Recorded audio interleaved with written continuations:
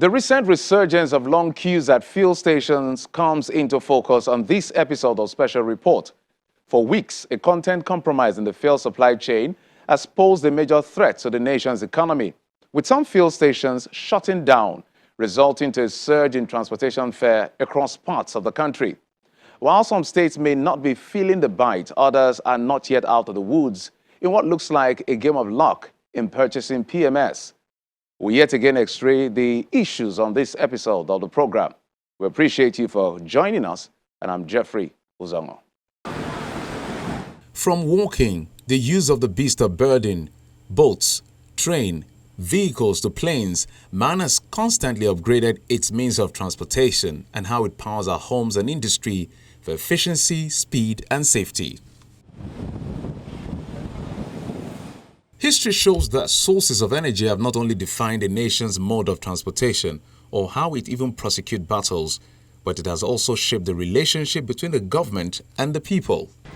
Whilst the world's attention is on the Ukraine-Russia conflict, Nigeria is still dealing with domestic issues taking a bite on our mobility and economy. And that is the recent challenge of recurring fuel scarcity that has lasted for weeks in parts of the country. The recent fuel crisis took a different turn following a content compromise in Nigeria's fuel supply chain. In early February, the Nigerian Midstream and Downstream Petroleum Regulatory Authority confirmed the importation and distribution of petrol with methanol quantity above specification. Methanol is a regular additive in petrol, and it is usually blended in an acceptable quantity. Experts say the use of methanol in small amounts is safe, but uncontrolled and unregulated mixing can result in concentrations high enough to cause damage over time to sensitive parts of the fuel system. The regulator notes that the impacted product had been isolated and withdrawn from the market, including the loaded trucks in transit.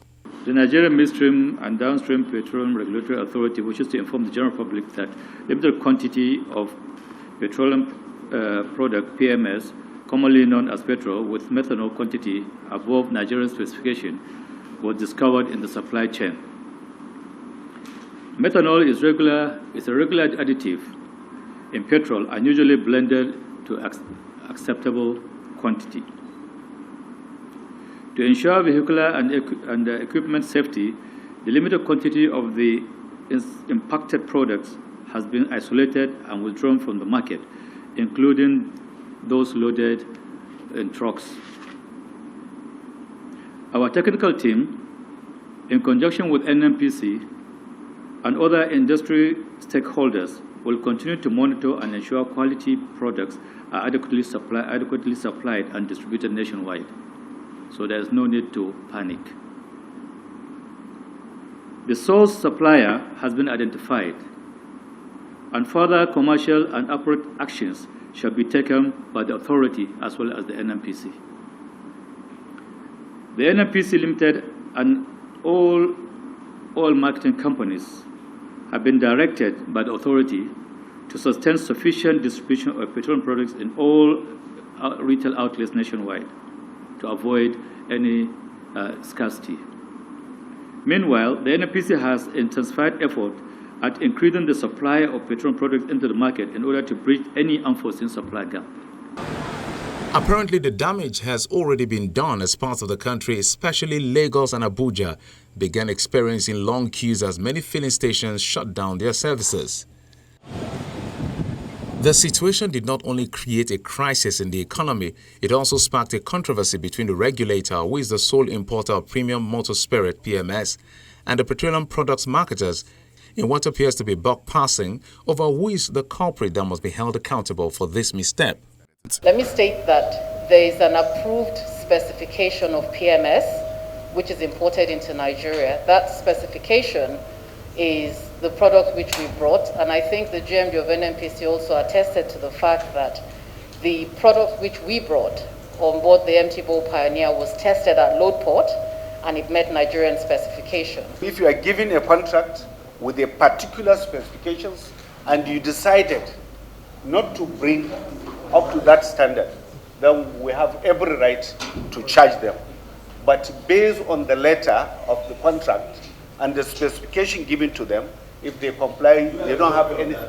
Some of the consortium members, Emadeb, I, McKiffey, immediately engage reputable international partners for delivery of the gasoline products and prompt loading of crude. But one of our sister company, which is the fourth member, Britain, you choose to engage a different entity and decide to go on our own. You said that we brought in an obstacle. Did anybody, because before you said that we brought in, you will test, there will be a joint test. Was there any joint test between us, NMPC, or whoever? There was none. They did an independent inspection, which legally, under the Nigerian law, is DPR that is supposed to do the testing. Now, you have done the test. What is the test result? We don't have the test result as we speak today. Of course, it came with a flurry of press releases and briefings by the stakeholders. Following the development, the House of Representatives mandated its Committee on Downstream to conduct an investigative hearing to unravel the truth behind the importation of off-spec PMS into the country. At the hearing, the Group Managing Director of the Nigerian National Petroleum Company Limited, Mr. Mele Kyari, began with a background explanation on how the PMS off-spec found its way into the fuel supply chain, emphasizing that it wasn't deliberate. Now, part of the requirement of those supply arrangements is to give specifications to your suppliers. You will tell them in the contract there's an attachment which gives specification for this petroleum product, particularly PMS that comes into the country. These specifications are bound by regulation. The latest that we are using is the regulation that is in place since 2006. And I'm sure when the CEO comes, he may throw lights on it, but if he doesn't, I know for sure that the Petroleum Industry Act has also provided for a review of those standards and specifications so that ultimately we can come to world standard and world class. But the current specification we have is what is the subject of all our import arrangement. So all our partners were given those specifications. On the basis of this, those imports were made. And at the load port, because before a vessel leaves the load port, they have to declare that those products meet our specification. So they will send it to COMD, the importer, and confirm that this is the specification you asked us to do. This product that we are bringing to you meets this specification. There are inspectors appointed by the originating depots to give you that statistic. On the basis of that, you will allow sail away of the vessel. Now, once it comes to the country, two things happen also. We have NMPC surveyors who are now also required to validate that this product that has come meets the Nigerian specification. And then also you have the authority, which is the regulatory authority, also conducts an independent assessment to confirm that this product meets the specification that is in consonance with existing regulations in the country. In the case of all the volumes that you have seen, 4 of the cargoes that I'm going to speak to it, that we, particularly in question today, met all these criteria on arrival, and that is how they were allowed to discharge into terminals and also conveyed into ship-to-ship shuttles that you see. So there's simply no way, based on the current specification, that you will know that this PMS contains methanol because it's not part of your requirement at the load port. So we did not ask them to declare whether it contains methanol because it's not part of our specification. But good faith demands that if such happens, because all the products that we have received consistently do not contain methanol, good faith probably demands that your supplier declares to you that this product contains methanol. And let me also make it clear that methanol is not contamination. Methanol is a regular additive to PMS. It is regular additive to PMS. In some countries, it's allowed up to 3% addition of methanol. And in China, up to 15% of PMS content is methanol. Mr. Kyari also highlights other challenges associated with the system management and assures of measures to reverse the trend, amongst others. We have a number of challenges. Let me also highlight it so that I can save your time. In all depots in the country today, once you evacuate product from the line, you pack it with water. because of our peculiar environment, I don't want to talk about the negatives, but simply, and I need to disclose to you, that people pack it with water because when you leave PMS in the line, some people will come and tamper with it. So no one leaves petroleum in the pipeline except NNPC that we do between Atlas Corp into Mosimi, because we have to consistently pump product on that line. Even that, once we are sure that no more product will come, we'll pack the lines with water. So contact between water and water is almost unavoidable in the Nigerian depot management system. So every depot, I'm sure you can cross-check this subsequently, Honorable, every depot has a way of managing this water that comes into its facility. They check it every morning before they start any loading operation. And not only that, in fuel station, I don't know if some of us own filling stations before, but I can tell you that every filling station in this country has challenge of managing water. And anytime it gets in contact with water, I can confirm to you that methanol will combine to, it will emulsify and become the challenge that we are seeing on the table. So, but what did we do? We didn't know until our inspecting agents on the 20th of January, to be precise, called our attention to the fact that they are seeing emulsification in some of the depots and that this may be a cause of concern. That is how we went ahead to check all the deliveries that are in our hands from all the 4 vessels that came in that have already discharged, and to confirm that all of them contain methanol. So what we did was to quarantine all the volumes wherever they are. In depots, those in transit in trucks, we are able to track them, that the ones that we can, the ones that didn't escape to other countries, and we're able to trace all of them and quarantine all of them. Also in the depots, that we have done exactly that. And not only that, we are also expecting several other supplies to come from other sources. So we cross-check their origin and confirm that 4 other vessels are coming from the same shipping, from the same terminal that loaded this, and we rejected all of them. They did not even sail into our waters.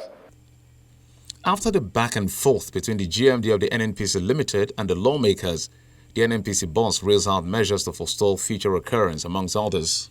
What's being done to avoid a situation like this? First, as we speak now, we have asked all our suppliers to ensure there's zero methanol in the supplies to Nigeria. With a regulation or without it, a buyer can demand from suppliers any qualification for the product that they will bring to you. So you can actually ask without waiting for any regulation to support you. So this is exactly what we did to say that no one is going to bring any gasoline with methanol anymore into this country. This is the first step that we have taken. Now, secondly, speaking to State House correspondents, the federal government also weighed in on the matter of fuel scarcity. The NNPC Limited understands the current fuel supply disruptions in many parts of the country, which was caused by the discovery and subsequent quarantine of methanol-blended cargoes of premium motor spirit, commonly referred to as petrol. To address the situation, over 2.3 billion liters will arrive the country between now and end of February 2022. This will restore sufficiency level above the national target of 30 days. As of today, NNPC has over 1 billion liters of petrol in stock, and the petrol being dispensed at the various filling stations in the country is safe. In order to accelerate PMS distribution across the country, NNPC Limited has commenced 24 hours operations at its depots and retail outlets nationwide. Similarly, major oil marketers outside of Nigeria, Moman, and DAPMAN and IPMAN members have commenced 24 hours loading and dispensing activities in some of their designated outlets across the country. Furthermore, NNPC has constituted a monitoring team with the support of the authority and other security agencies to ensure smooth distribution of petrol nationwide. NNPC implores Nigerians to avoid panic buying and assures that the ongoing efforts will be sustained to restore normalcy in a few days' time.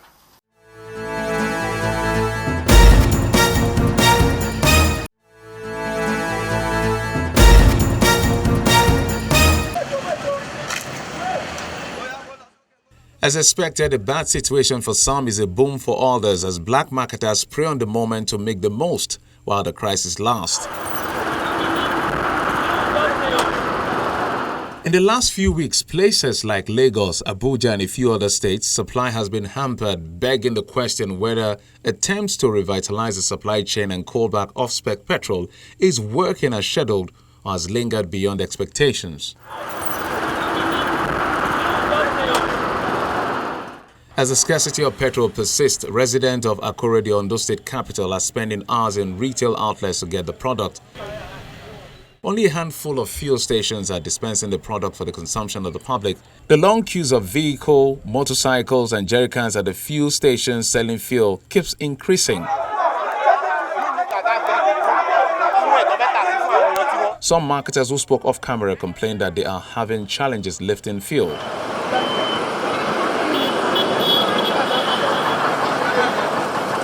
The volume of traffic on major roads has reduced drastically, while commercial drivers and motorcyclists have increased their fares. Almost 3 hours. So, which is that they assume that 4 days. What I'm trying to say, they don't sell for us, and they don't beg government to look into this condition that is too much for us. I don't know for them. We don't ask them. Even as they say no fuel. But as of now, look at, they are selling cake and they are doing partiality here. And which is that, so what I mean partiality for keg, I don't know whether they collect bribe. Normal price 165. But what is there? They don't sell for us. May we come out. Since morning we dey here. We no buy. We have been on queue for over 5 hours. They started the fuel and later they told us that fuel has finished. And after some minutes, a car came. This Ilos came. And when it came, they went for a meeting. And they came with so many jerrycans and they said they want to start selling the fuel. And they told us that fuel has finished. So how come? That is an injustice. We have been here for the past 4 or 5 hours. That is an injustice. Where are we going? What is happening? You told us fuel has finished. Now you want to start selling fuel for your people. What about us that are on the queue? Those people, some people will come from the blues and they brought koekes and all those stuff. And they fill it up there for them. And we that are on the queue, since we couldn't get fuel, it's unfair. Even though if government is inflicting his own sovereign on us, this one is not a government issue again. All of us on this queue will have gotten fair share of the fuel if, however, we are allowed in a fair way. That's just what I have to say. So I don't have much to talk. Just to help us. That's all. We need fuel now. We need fuel at all those states. There's no fuel. Look at queue everywhere. Port Harcourt, the River State capital, has also taken a hit, and there is some explanation to it. The chairman of Petroleum Product Retail Owners Association in the state says the scarcity in the state is as a result of the pressure from Lagos and Abuja. We are aware that what befell this country in the problem of fuel, petrol supply have started like 2-3 weeks ago. We in River State, the retail outlet owners, we have been doing our best, getting this product, the one that is available, that is nice, and be distributing for our people. But because of the pressure in Abuja and Lagos and other parts of the nation, most retailers and from other parts of the country are coming down to River State to procure products. And when they procure these products, they take it to various states and sell it at high price. And then we in River State, we cannot procure it, or we did not accept to procure it at the high price that is going for at the depots. Hence, we are affected by the shortage in supply. If not, we are doing our best to buy this product and sell it at 165 to our people. But as it stands now, for us to get product circulating in River State, we have to compete with other people from other parts of the nation that are here, struggling with one or two depots that are discharging fuel. We compete it with them. We get it if they say they want to buy for 165, for 170, for 175, for one, and we struggle with them as reverse marketers. We buy it and sell to our people. But the challenge is that once you buy that fuel at 170 or 168 and you want to sell at 165, the whole law enforcement agent, the whole Boy Scout, the whole Boys Brigade, the whole civil, the whole everything, they will pound on you and call you names. They will call you armed robbers. They will call you any kind of names. So that is why the thing has fallen on us in Rivers State now. They say na bad fuel. So all the filling station, no one way they say. From Aka Road to here, we get almost 8 filling stations with Aka Road. So now only this one they sell for other judge. Before you see me here, I've practically moved around the whole of Port Harcourt, more especially Iwofe area. There is no filling station that is functioning. You know, even this one, as you can see, the crowd is too much. But the problem now is, why is it like this? Because even we Nigerians, we are still asking the same question every year, every time.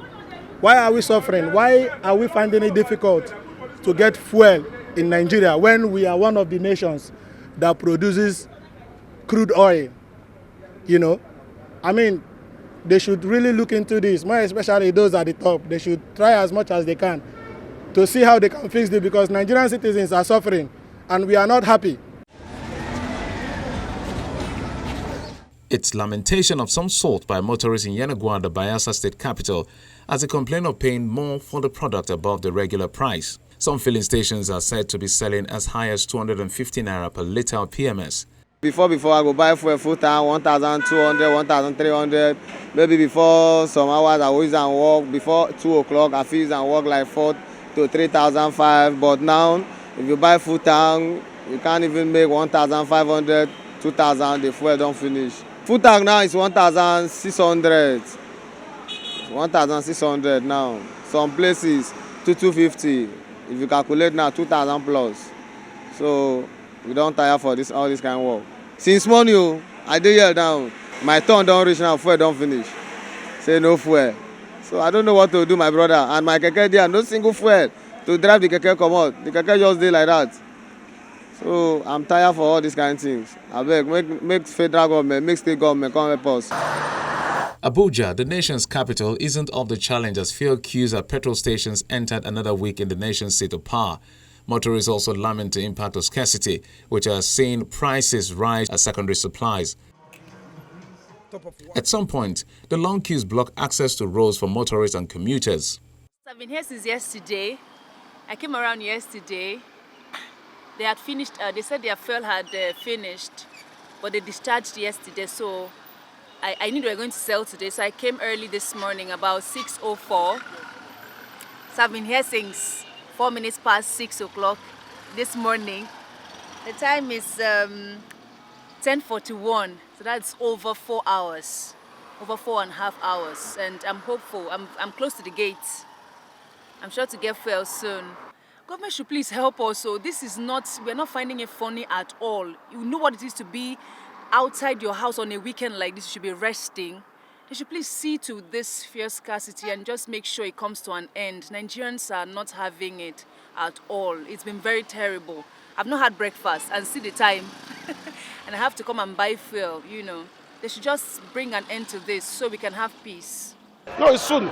The government is doing a lot to ensure they bridge the gap that we created, the gap in supply. So more product is coming. As you see here, we have almost 5 trucks that came in here yesterday.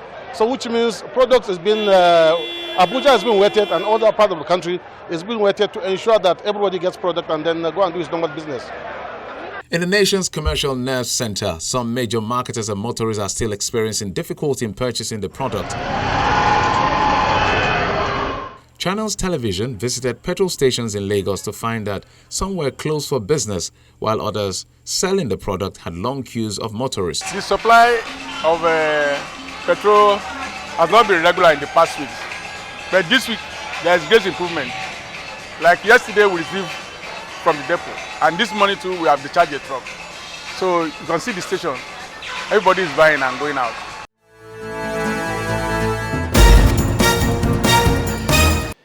And that's it on this episode of the program. Thanks for your time and, of course, your usual company.